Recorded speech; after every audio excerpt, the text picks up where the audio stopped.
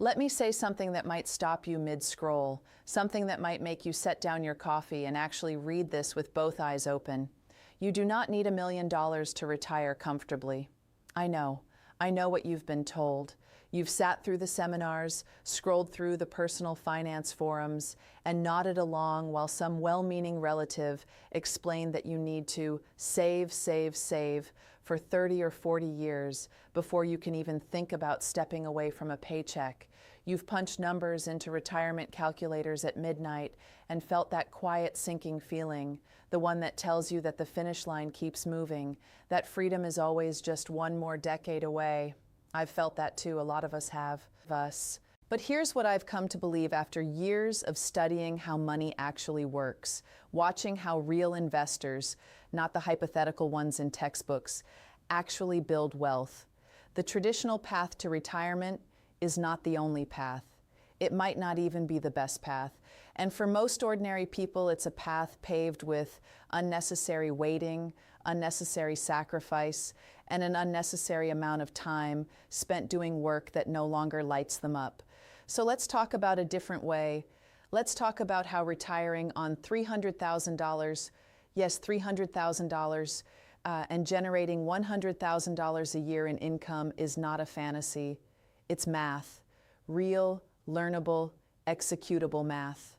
And before you click away, before you write this off as too good to be true, I want to ask you for something, just your honest attention for the next few minutes. Not blind faith, not uncritical enthusiasm, just the willingness to follow the logic wherever it actually leads. Because what I'm about to walk you through isn't speculation.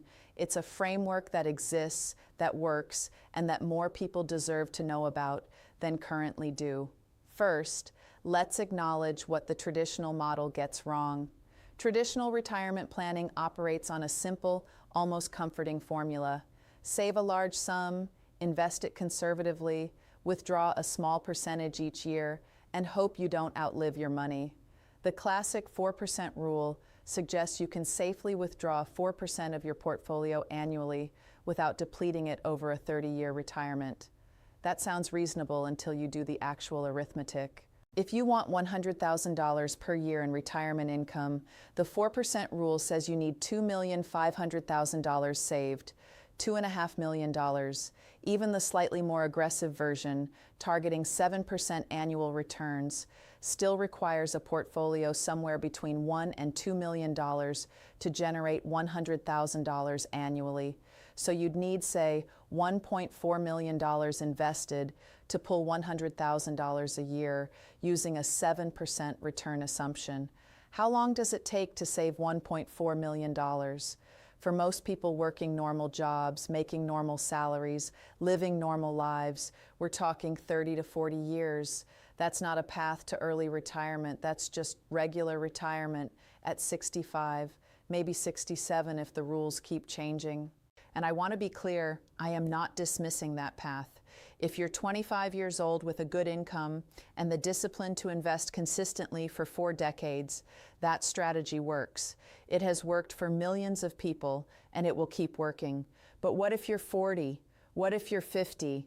What if you simply don't have 4 decades? What if you have a career you love now, but a body that won't cooperate for 40 more years of it? What if there's a faster route? There is. And it starts with a question that most traditional financial plans never even bother to ask. But before we get there, I want to linger just a moment longer on why the traditional model fails so many people. Not because it's dishonest, but because it's built on assumptions that don't fit everyone's life. The traditional model assumes you start saving in your mid-20s and maintain that discipline for 4 uninterrupted decades. It assumes your income grows steadily, your expenses stay manageable, your career never gets derailed by illness or layoffs or the economy, and your investing returns are consistent year over year. It assumes, in other words, that your life goes according to plan. And whose life goes according to plan?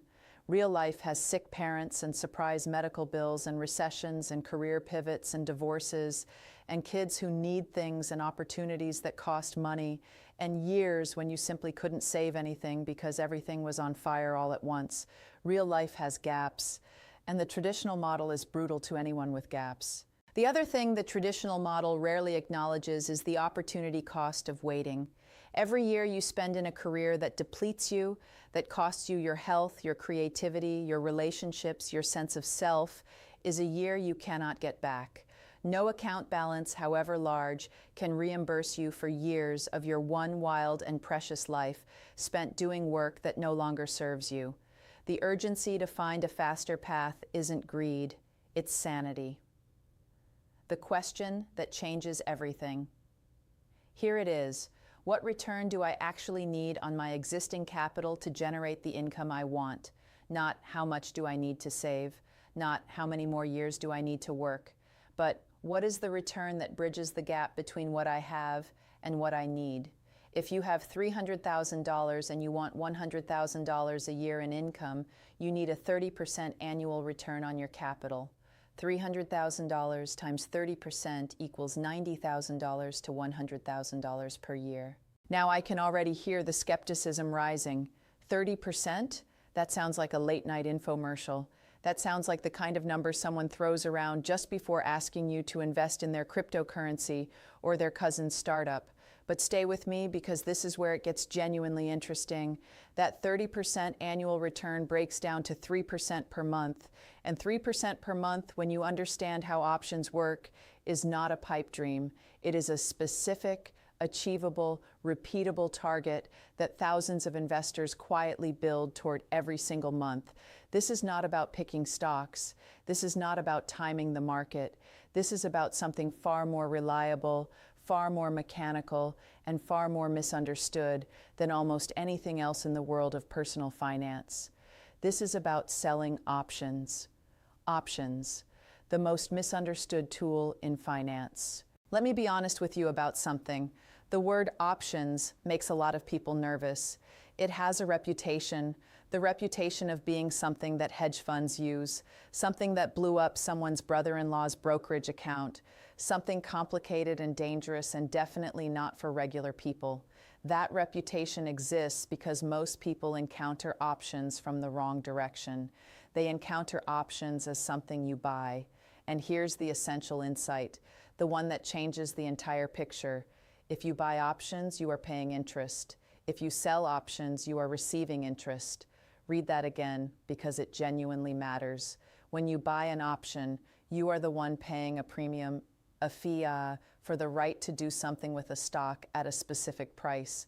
You're like the person taking out a loan. The clock is ticking against you. Every day that passes without the stock moving in your favor, you lose a little more of what you paid. But when you sell an option, you flip the table entirely. Now you are the one receiving that premium. You are the lender, the insurance company, the entity on the other side of the contract who gets paid just for agreeing to potentially buy a stock at a price you're comfortable with. Time is now working for you. Every single day that passes, you keep a little more of that premium, whether the stock moves dramatically or barely budges. This is the core mechanic. This is the engine that makes the $300,000 retirement strategy work. Specifically, the strategy centers on something called selling put options. And while that phrase might sound technical, the underlying concept is beautifully, almost poetically simple. What it actually looks like, selling puts for monthly income. Imagine you love Apple as a company. You've watched it for years, you understand what it does, you think it's a solid business, and critically, you would be genuinely happy to own Apple stock if the price ever dropped to a level you found attractive. Let's say Apple is trading at $150 per share, and you'd be thrilled to buy it at $150 or below. Now here's where the magic happens. You go to your brokerage platform, you pull up Apple's option chain, and you look at what are called put options, specifically the ones expiring about 1 month from now. You find a put option at the $150 strike price, meaning you'd be agreeing to buy 100 shares of Apple at $150 per share if the buyer of that option decides to exercise it. In exchange for making that agreement, someone pays you a premium right now, today, up front. Let's say that premium is $4.50 per share. Since each options contract covers 100 shares, you receive $450 immediately, just for agreeing to potentially buy Apple at a price you already wanted to buy it at. Now do the math. You set aside $15,000 in your account as collateral, 100 shares times $150 per share.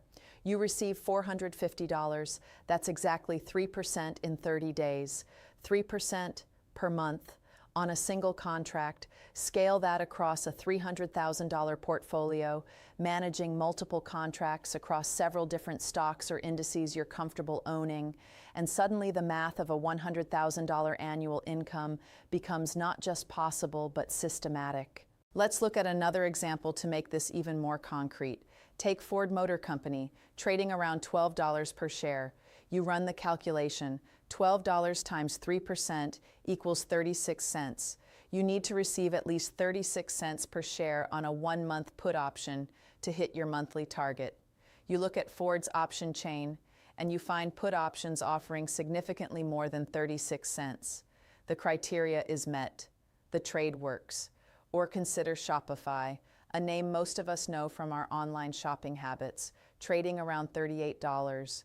3% of $38 is $1.14.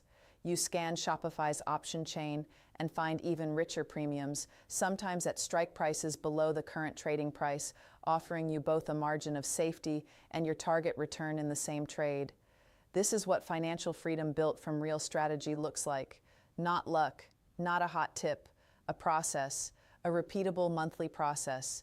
But wait, what about the risk? I would be doing you a disservice if I didn't look this question square in the eye, because yes, there is risk here. There is always risk. Anyone who tells you otherwise is either lying or selling something. The primary risk of selling put options is this: if the stock drops significantly below your strike price before the option expires, you may be obligated to buy it at a price higher than its current market value. So if you sold a put on Apple at $150 and Apple suddenly crashed to $100, you would be buying shares at $150, $50 above where Apple is actually trading. That's a paper loss of $5,000 per contract. This is real. This happens. Anyone who builds a strategy around selling puts needs to genuinely understand this. But here's how experienced option sellers manage that risk and why it doesn't have to be paralyzing. First, you only sell puts on stocks you actually want to own. This is the golden rule. If Apple drops to $130 and you're obligated to buy it at $150, that stings. But if you believe in Apple's long-term value and you were planning to invest in it anyway, you now own a great company at a temporarily discounted price. The worst-case scenario is that you end up owning shares of businesses you already believed in. Second, you choose strike prices thoughtfully. You don't have to sell puts right at the current stock price.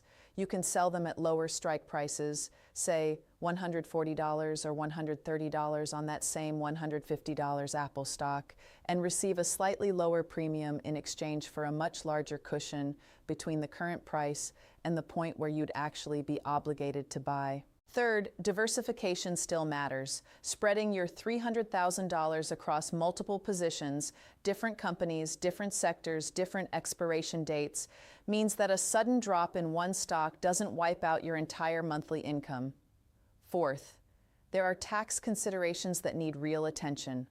Options income is generally treated as short-term capital gains in most tax jurisdictions, which means it's taxed as ordinary income. This is not a detail to skim past. It affects your actual net income significantly, and it's something worth sitting down with a qualified tax advisor to work through carefully before you start. None of this means the strategy is risk-free.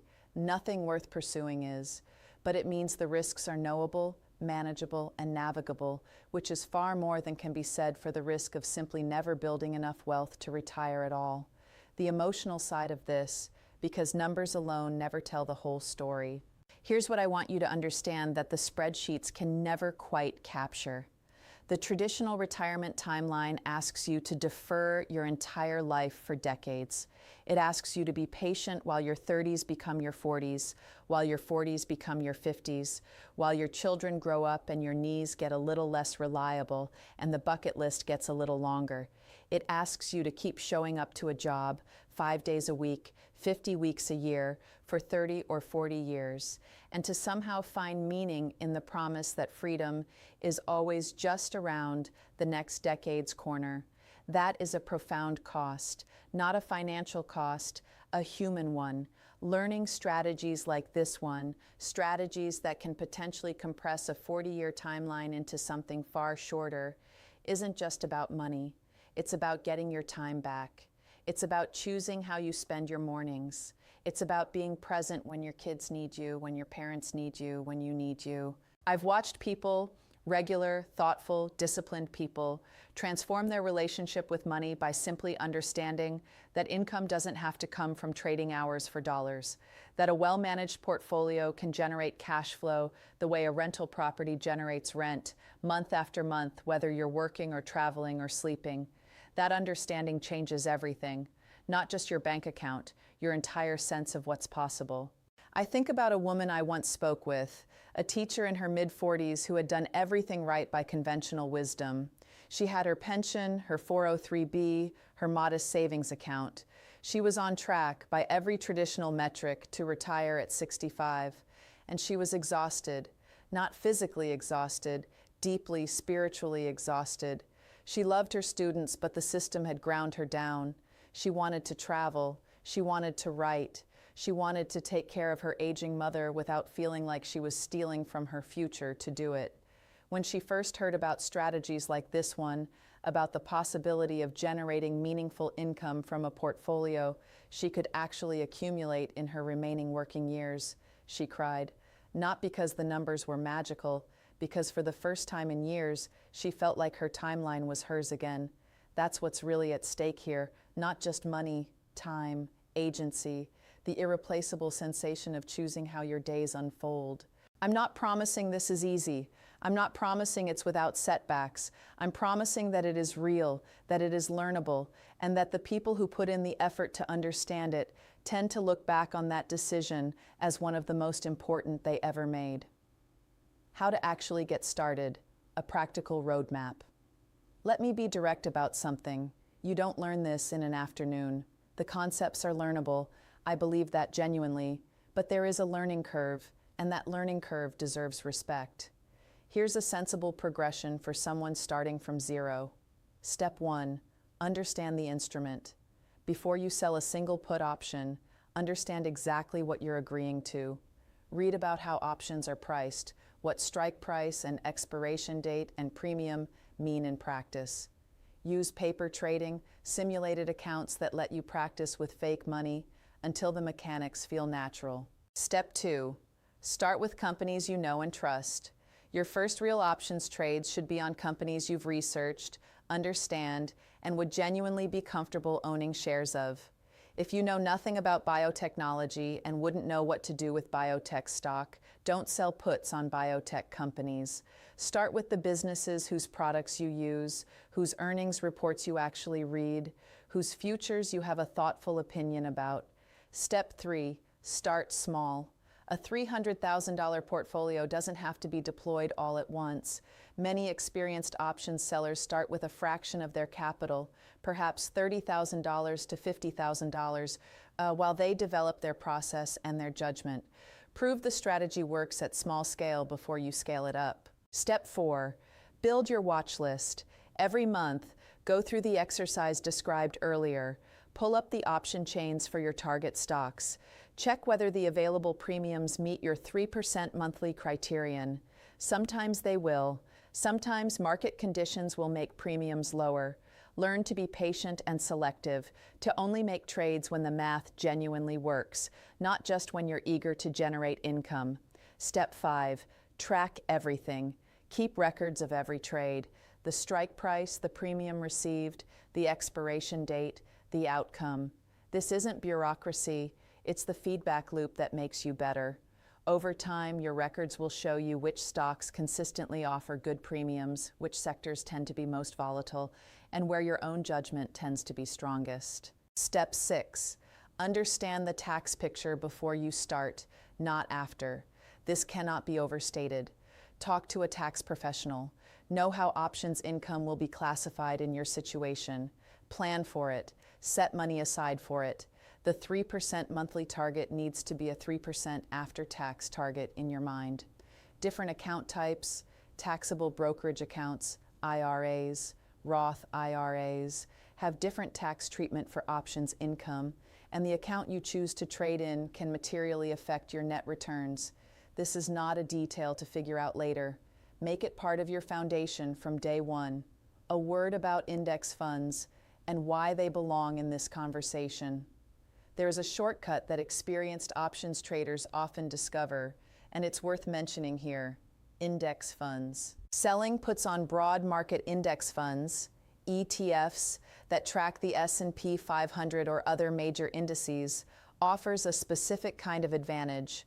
Rather than betting on the fortunes of any single company, you're agreeing to buy the entire market, or a representative slice of it, at a price you find attractive. The market as a whole has never permanently gone to zero. Individual companies have. That distinction matters enormously when you're thinking about downside risk. Index fund puts often offer slightly lower premiums than individual stock options, but they come with dramatically lower single company risk. Many sophisticated options income investors use a blend. Some individual stock positions for higher premiums, some index positions for stability and reduced risk. Finding your own blend, the one that matches your risk tolerance and your sleep at night threshold, is part of the craft. And that craft, like any craft worth developing, deepens with time. The investor you are in year 3 of selling options looks very different from the investor you are in month 1, more patient, more selective, more attuned to the nuances of pricing and timing and market conditions. Give yourself the grace to grow into it. The bigger picture, rethinking what retirement even means. I want to close with something that feels important, something that gets lost in the spreadsheets and the option chains and the percentage calculations.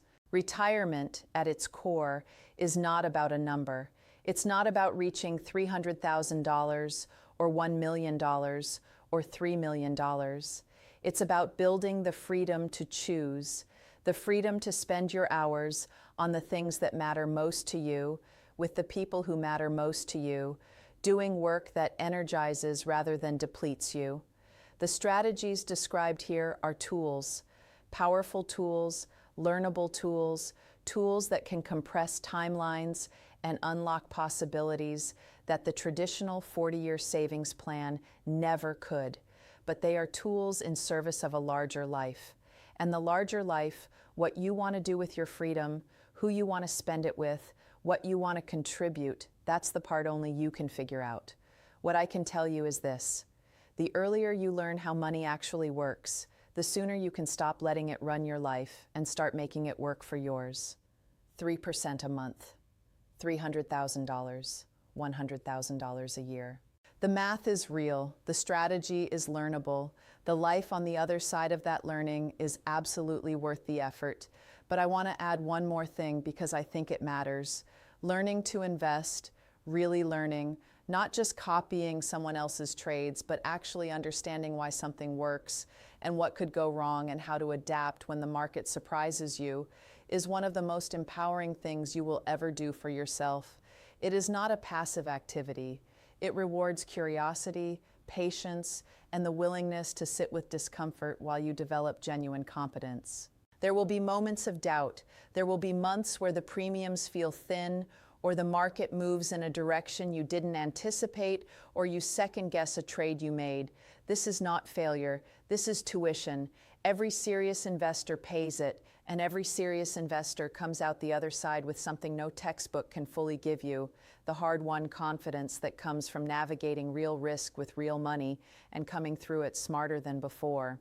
The traditional retirement system was built in a world where pensions were common, interest rates were high, and the rules of the economy were more stable. That world has changed. The tools available to individual investors today, options platforms that were once accessible only to institutional traders, educational resources that explain in plain language what these instruments actually are and how to use them responsibly.